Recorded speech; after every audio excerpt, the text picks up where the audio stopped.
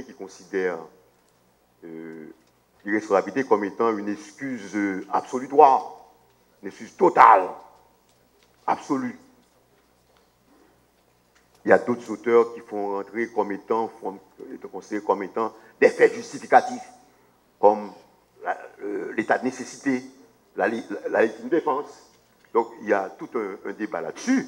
Il y a un troisième courant de pensée qui considère que l'irresponsabilité est une immunité de fond qui s'opère de plein droit. On ne va pas entrer dans les discussions de faits justificatifs. À ce moment-là, il faut demander la charge de la preuve, vous allez prouver le fait justificatif. Là, on n'a pas à prouver. On considère que vous êtes député, vous faites un acte, on n'a pas à prouver tout ça, aller chercher si c'est un fait justificatif, si c'est une défense, c'est trop compliqué. Il y a d'autres auteurs qui vous disent non. Nous autres, publicistes, on considère que l'irresponsabilité comme étant une unité de fond qui s'opère des planos et de plein droit et dans toute son étendue, avec toutes les caractéristiques absolues, perpétuelles d'ordre public. Mais venons-en maintenant à l'inviolabilité. L'inviolabilité est l'impossibilité pour le parlementaire d'être arrêté pendant son mandat à raison des infractions qu'il aurait pu commettre, si ce n'est avec l'autorisation préalable de la Chambre dont il fait partie.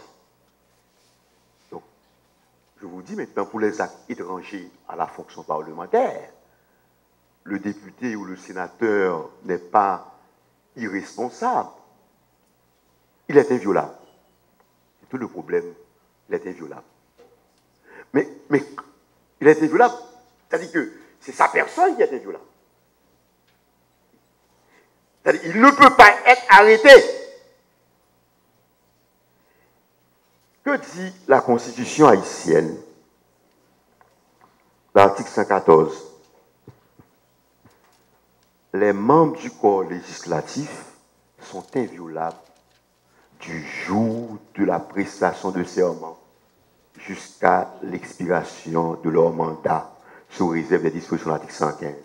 On va voir l'article 115. Inviolable du jour, dès lors que le député ou le sénateur aura prêté serment, il est inviolable. Il y a certaines juridictions nationales aussi qui peuvent poursuivre tout agent diplomatique, quel que soit leur rang, du moment qu'ils sont suspectés de ces grands crimes internationaux que je viens de citer, sur la base de la loi sur la compétence universelle. C'est le cas de l'Espagne. Voilà pourquoi que la juridiction française avait demandé et obtenu de la juridiction britannique l'arrestation de l'ancien chef d'État Pinochet, l'ancien général Pinochet. C'est sur cette base. C'est le cas également de l'Allemagne,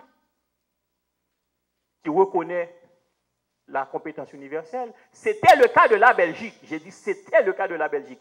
Le pays qui militait en faveur de la compétence, qui militait plus en faveur de cette compétence universelle, c'était la Belgique, qui voulait poursuivre la moitié des présidents africains pour crimes contre l'humanité, pour crimes de guerre. Et puis, à la fin du mandat de George Bush et fils, eh bien, certains étrangers et américains sont venus par devant la juridiction belge pour porter plainte pour crimes de guerre, pour crimes contre l'humanité. La Belgique, au lieu d'avoir des problèmes avec l'administration américaine, a préféré supprimer cette loi, cette compétence au sein de sa juridiction. Ouais. Là, ce ne sont pas des généraux africains, ce ne sont pas des présidents africains, là, c'est autre chose. On parle de Washington.